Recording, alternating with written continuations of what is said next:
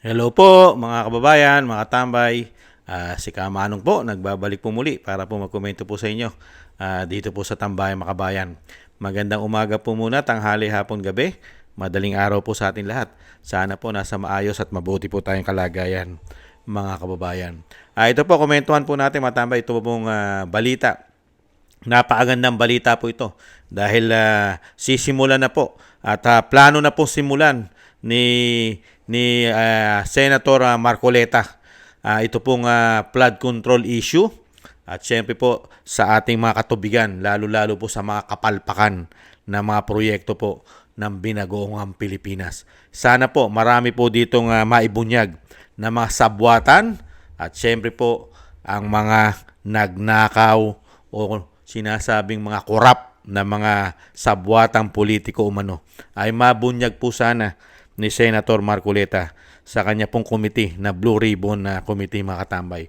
Pakinggan po natin ang balita at komentuhan po natin mga kababayan. Magandang balita po ito. Sa iba pang balita, posibleng magsagawa ng motu proprio investigation si Senate Blue Ribbon Committee Chairman Senator Rodante Marcoleta patungkol po sa flood control projects kahit wala pang inihahaing resolusyon sa Senado hinggil dito. Posible ring matalakay ng senador ang inirereklamong palpak na serbisyo ng mga water concessionaire. Mian Corvera sa balitang yan. Posibleng ang isyu ng umano'y anomalya sa mga flood control projects na ikinagalit ni Pangulong Bongbong Marcos ang unang iimbestigahan ng Senate Blue Ribbon Committee na pinamumunuan ni Senator Rodante Marcoleta. Yan ay ayon kay Senador Jinggoy Estrada.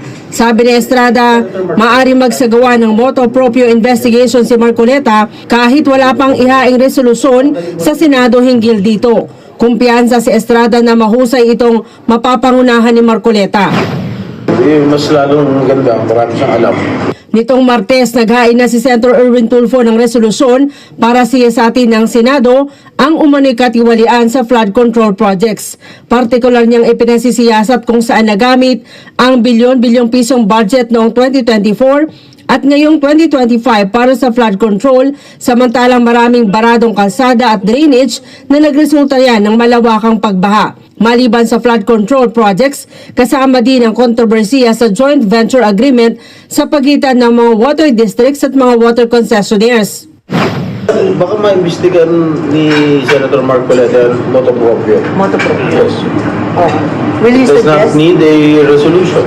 yung mga Yung mga insertion? flood control projects, saka yung tubig. Kung ano yung sinabi ni Pangulong Marcos, kung ano yung binanggit ni Pangulong Marcos sa Ipinagtanggol naman ni Estrada si Marcoleta sa mga batikos bakit ito ang inilagay sa Blue Ribbon Committee. Ito ang unang pagkakataon na ang Blue Ribbon ay pamumunuan ng isang neophyte senator na nag-iimbestiga sa mga pang-aabuso at katiwalian sa gobyerno. Pero sabi ni Estrada, isang abogado si Marcoleta at matagal naman itong naging kongresista. Wala anyang ibang senador na humiling na pamunuan ng komite at iginiit na walang naging kapalit ang pagbibigay ng Blue Ribbon Committee kay Marcoleta. Bukod dito, wala sa rules ng Senado na nagsasabing bawal na maging chairman ng makapangyarihang komite ang isang baguhang senador. Baka makatulong rin anya ang pagiging dating kongresista nito para madaling matukoy ang mga sinasabing kongresista na rumaraket umano bilang mga kontraktor. There's always a first time. And Senator Marcoleta is highly qualified to head that committee. He being a lawyer, tanggalin mo na yung obsession siya. Sa aking palagay, o sa aking palagay, he is highly qualified. He is fair. With all due respect, si Senator Marcoleta is fair. Yeah, sa tagal ko dyan Senado, this is the first time that a neophyte senator and in the position at that ay hinawakan ng Blue Ribbon Committee. Dapat ba, Pero wala naman sa rules ng Senado na hindi pwede ibigay sa isang neophyte senator. Pagdiyak naman ni Marcoleta, magiging patas siya sa pag-iimbestiga at hindi gagamitin ng komite sa personal na interes o pamumulitika. Sa paraan mo naman ng kung paano mo i-undertake yung investigasyon eh. Kagaya nga ng nasabi mo kanina, kailangan sinabi ni Senador Jinggoy, nakita niya na objective yan, fair yan. Opo. Kailangan maging fair ka, hindi yung tatakutin mo yung mga tao, gaya ng nangyari sa Parmali, pinulong mo lahat. Oo. Kaya nga, panahon pa naman ng eleksyon, walang pumirma doon sa report mo. Tama. Pero kung hindi ganun ang paraan mo, hindi naman sa sinasabi ko na mas marunong tayo sa mga nangyari. Hindi. Kailangan nga, huwag kang mag-personal. Yan ang palagi nating sinasabi. Natutukoy Nauna sa lang nangyari. na pinag-usapan natin yung angkor na yun. Opo. Kung angkor ka, puro personal ang sinasabi mo, paano makikinabang ang taong nakikinig sa'yo? Ayun. Ililigaw mo lang sila, mamimislead lang sila. Pero lahat ng gagawin mo, patas ka, parehas ka. At saka ebidensya talaga na magtataguyod sa'yo. Hanggang saan mo may tatawid dito? Hanggang gaanong ebidensya para makarating ka doon at matukoy mo sino yung nagkamali. Nandun eh. Oo. Maski na kaibigan mo, sasabihin mo lang, magkakaibigan tayo, pero itong ebidensya at papunta sa iyo eh. Anong gagawin natin? Yan ang importante ron. May Ann Vera para sa Yan po mga tamay, totoo po yun. Sana po mangyari po at maging makatotohanan po lahat ng sinabi ni Senator Marcoleta na wala po siyang papaboran kahit po kaibigan niya. Lalo-lalo po sa gagawin niya investigasyon sa pangungunahan niya po ito sa kanya pong komite ng Blue Ribbon Committee mga katambay. Yan po ay pumapabor po yan sa taong bayan. Yang gagawin po investigasyon ni Senator Marcoleta ay pabor na pabor po yan sa taong bayan. Dahil pera po ng taong bayan at kasama pa po ang inutang. Ang inutang po ng gobyerno na taong bayan pa rin po ang magbabayad, mga kababayan. At ito po ay talagang nararapat po ito. Napakatagal na pong panahon. Magmula po nung pumasok po ang Binagoong Pilipinas, napakarami na po ng issue ng korupsyon. Pero wala pa pong nag-iimbestiga ng yung sinasabing puspusan at seryosong investigasyon, lalong-lalo po sa Senado, sa pangunguna po siyempre ng Blue Ribbon Committee. Ngayon pa lang po mangyayari sa pagpasok ng Binagoong Pilipinas na meron pong isang senador na talagang tututukan po ang anomalya at korupsyon ng flood control. Sana po si Senator Marcoleta ay magtrabaho po para po sa taong bayan at makita po kung sino-sino po ang nagkaroon po dyan ng sinasabing kumita umano. Kumita ng omisyon at nagpatong-patong ng overpricing at kickback umano. Sana po ay lumabas po lahat yan. Wala po sana nga paboran si Senator Marcoleta dyan. Sana po ang papaboran po sana ni Senator Marcoleta ay ang taong bayan. Dahil napakarami pong pera ang inubos po ni Juan de la Cruz dyan sa flood control na ang ating bansa ay nilubog. Nilubog po ng proyekto nila. Mga kabayan, ang pera po natin ay nawala. Pero ang naging kapalit ng pera natin sa kabila ng sobra-sobra nilang pangako na sinasabing isang damukal na ang kanilang nagawa at natapos. Pero ang binigay po sa atin ay isang damukal na perwisyo, pagbaha, at isang damukal po na sakit pa ang ibinigay sa atin. Di po ba mga kababayan? Kaya dito po, napakagandang balita po ito mga tambay. Tututukan po ito. Sana po marami pang buksan at imbestigahan si Senator Marcoleta na napaka-importante po at talagang gustong-gusto pong malaman ng taong bayan, lalong-lalo po ang mga korupsyon sa gobyerno, mga kababayan. Hindi po ba sana tutukan din po ni Senator Marcoleta yung mga kaperahan po ng mga Pilipino, lalong-lalo po yung ipinasok po natin na Maharlika Investment Fund. Sana po tutukan din po ng Blue Ribbon Committee ni Senator Marcoleta kung ano na po ang status ng pera ni Juan de la Cruz diyan po sa investment na yan na pinasok po ng Binagoong Pilipinas. At sana rin po buksan din po ni Senator Marcoleta at imbestigahan yung ginto na napakarami na pong issue yan at putok na po yan. Ano na po nangyari dyan at saan po napunta at saan po nila nilagay ang sinasabing pinagbilan daw po niyan.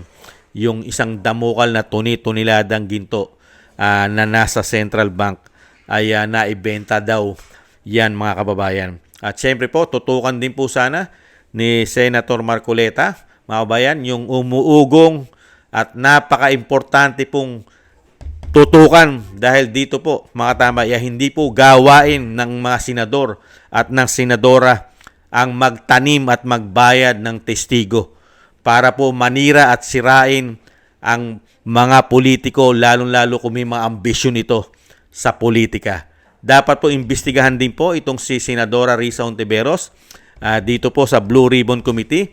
At syempre po, panagutin po ito kung may katotohanan po lahat ang pinasabog at talagang direktang pinangalanan ni alias Rene, ang senadora na nasa likod ng lahat ng ginawa na pamumulitika sa kay Buloy at kay dating Pangulong Duterte at sa Vice President Sara Duterte. Sana rin po mabuksan din po yan at maimbestigahan sa Blue Ribbon Committee, mga kababayan.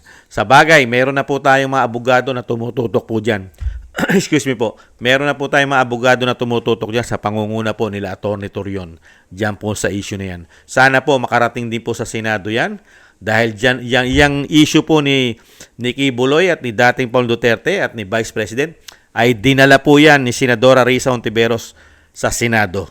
Sana rin po dalhin din sa Senado ang investigasyon para po lumabas ang katotohanan. Napakaraming pera po ang inubos po riyan. Kung totoo po, nagbabayad po yan ng milyong-milyon para sa kaniyang tanim witness o tanim ebidensya o tanim testigo, mga kababayan. Napakaganda po yan. At ito po, sa sinasabi po, mga kababayan, sana Senator Marcoleta ay talagang yung mismong puno po sana ang lumabas, ang mailabas po, ang mismong puno, yung head ng korupsyon sa flood control, mga kababayan.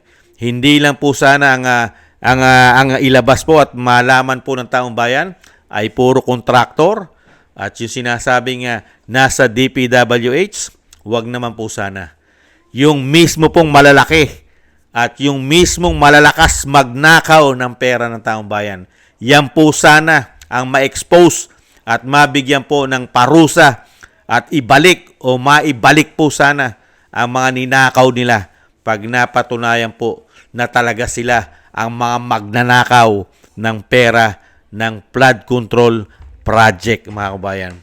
Sana po lumabas po yan at panagutin at kailangan po yan malaman talaga ng taong bayan.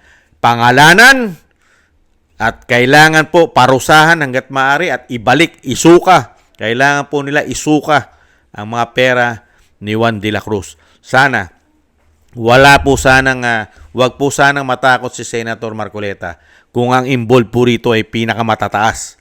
Katulad po umano ng presidente, katulad umano ng isang tinatawag na tambaluslos, katulad umano ng isang Senate President, kahit sino ang masagasaan. Sana po ang Senator Marcoleta ay hindi po matakot sa mga tao na ito, mga kababayan.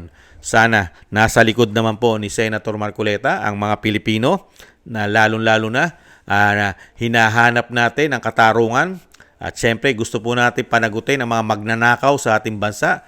Kaya po hindi umaasenso ang ating bansa dahil sa mga ganitong klaseng mga lingkod bayan sa ating bansa. Kaya napag-iiwanan na po ang ating bansa. Napag-iiwanan na. Dahil ang yumayaman lang po sa ating bansa ay puro politiko. Puro magnanakaw na politiko ang yumayaman po sa ating bansa. Pero tayong may hirap ang nagdurusa, tayo nagbabayad ng mga ninanakaw nila. Yun po ang realidad Real talk po yun. Lahat po ng ninanakaw nila, tayo po ang nagsasakripisyo. Yung mga inuutang nila na ninanakaw pa nila umano, tayo pa rin po nagsasakripisyo. Kaya po sila ay wala po silang iniintinding sakit ng ulo. Samantalang tayo, yung paghihirap, yung kakulangan ng sinasabing trabaho na dapat ibigay nila sa atin, ay hindi nila ginagampanan dahil ang inuuna nila ay pagnanakaw at pamumulitika. Sana po matuldukan na ito. Lalong-lalo po, pumasok po ang 20 Congress at meron pong bagong upo na senador sa pangunguna ni Senator Marcoleta na hinawakan niya po ang Blue Ribbon Committee na talagang magbibigay po ng sinasabing investigasyon. Trabaho po kasi ng Blue Ribbon Committee ang pangunahing investigasyon po, lalong-lalo po sa mga korupsyon at ginagawa po ng mga opisyal ng gobyerno na pagnanakaw sa pera ng bayan. Napaka-importante po yan. At suportado po yan ng taong bayan. Majority po ng taong bayan ay suportado po ang gagawin po ni Senator Marcoleta sa pagtugis at siyempre sa pag-iimbestigasyon po at lumabas ang katotohanan at ilabas at expose lahat ng mga magnanakaw sa pera ng taong bayan, mga kababayan. At siyempre po, pinasaringan din po ng Senador Marcoleta ang isang anchor, ang isang journalist na minamaliit po ang kanyang kakayahan, di ba? Alam naman po natin kung sino na yan. Putok na po sa mainstream media yan.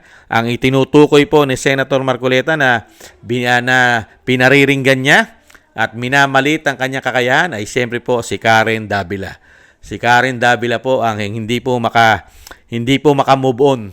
Alam naman po natin, ang istasyon po na pinagtatrabahuhan ni Karen Davila ay napasara po ito dahil sa isang damukal umano na anomalya at paglabag sa batas at siyempre po lalong-lalo po sa kanilang mga manggagawa na hindi yata nakakakuha ng tamang pasweldo o benefits, mga kabayan. At siyempre, ang kanilang mga buwis, isang damukal na utang sa gobyerno umano ng kanya pong pinagtatrabaho ang istasyon. Kaya napasara at hindi na nabigyan ng prangkisa. Hindi naman po totoo, hindi naman po napasara totally.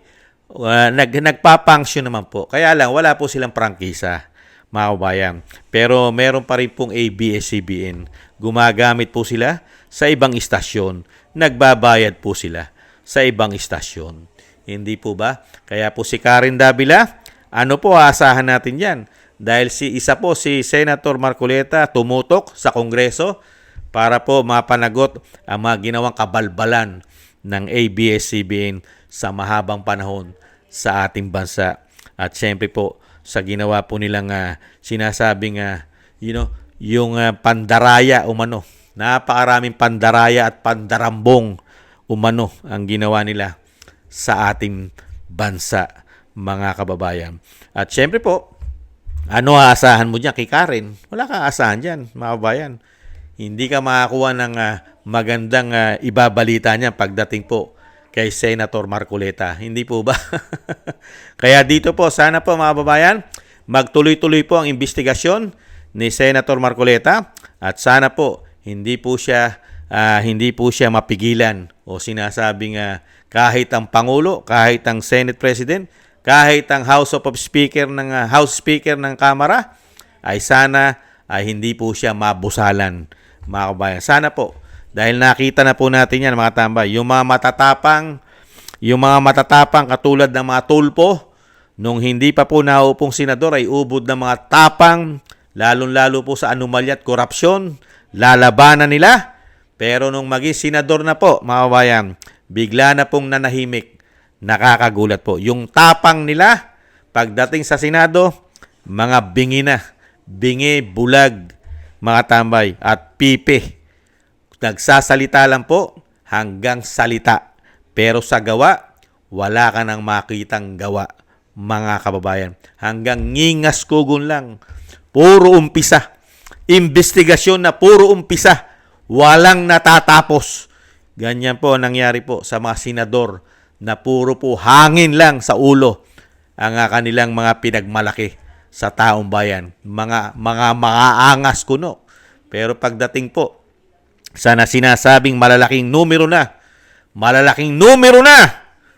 nasisilaw na po yata umano sila, mga kabayan. Sana po, hindi po sana ganyan ang isang Senator Marcoleta, mga kabayan. Hindi po sana siya masuhulan at matahimik at mabusalan po ng sistema sa ating bansa. Lalo-lalo po, lagana po ang korupsyon sa ating bansa ngayon. Sana hindi po mabusalan ang Senator Marcoleta. Sana po ay manaig po ang katotohanan at siyempre po manaig ang kabutihan ng ang taong bayan naman ay makaranas naman po kahit kaunting ginhawa mga kababayan. Napakasarap po na kahit kaunti lang dahil sa dami po ng pinangako ng binago ang Pilipinas ay puro po napako. Karamihan po yung napako, mga kababayan. Maraming salamat po. Ang suporta po natin, mga tambay, suportahan po natin si Senator Marcoleta sa kanya po mga magagandang plano para sa bayan, lalong-lalo po na i-expose po at pangalanan ang mga magnanakaw sa ating bansa. Sana po, suportahan po natin at magtuloy-tuloy po sana ang magagandang programa at sisimulan ni Senator Marcoleta na para sa bayan. Maraming salamat po, Senator Marcoleta. Sana po hindi kayo magbago para po sa ating bayan, mga kababayan. Maraming salamat po sa nagusto po ng ating Tambayang Makabayan sa YouTube at TikTok at ganoon din po sa mga nagko-comment, like, share, and subscribe. At maraming salamat din po sa ating mga subscribers. Mabuhay po kayo. Ingat-ingat po. Shoutout po sa inyo lahat. At syempre po, maraming salamat po sa mga nagbibigay ng tulong at biyaya sa inyong lingkod. Thank you po. Shoutout po kay Gay at Sienna, si Norma Garcia, Michelle Yamaguchi Vlog, Rosalina RK, Team 888, Wills Bubbles 5697, si Arpel Villacorta, Teodorico Erguisa Jr., si Annie Jo, ako si Pilam, Jobilin Watanabe ng Japan, si Jem Aris ng United Arab Emirates, si Julieta Silona ng Sydney, Australia, Gina Reyes, Solid DDS ng Berlin, Germany, Jake Yahoo 4531 ng Maisog, California, USA, Eric Hershaw ng Canada, at si Kingston 123 ng Hong Kong. Maraming salamat po sa inyong lahat. Mabuhay po kayo. Ingat-ingat po kayo, mga kababayan, lalo-lalo po sa inyong mga paggawa. Thank you po. At yung panalangin po, mga kababayan, bago po tayo magtapos, ang panalangin po ay isama po natin ang pamilya Duterte sa ating mga dasal na maingatan po sila, lalo-lalo po ang ating dating Pangulong Duterte na madugtungan pa po ang kanyang buhay at kalakasan at mailayo po sa kapahamakan at makabalik po sa lalong mabilis sa ating bansa. Maraming salamat po, mga kababayan, sa mga dasal. At muli po, mga tambay, ingat-ingat po tayo. Ingat po. Paalam. Bye-bye.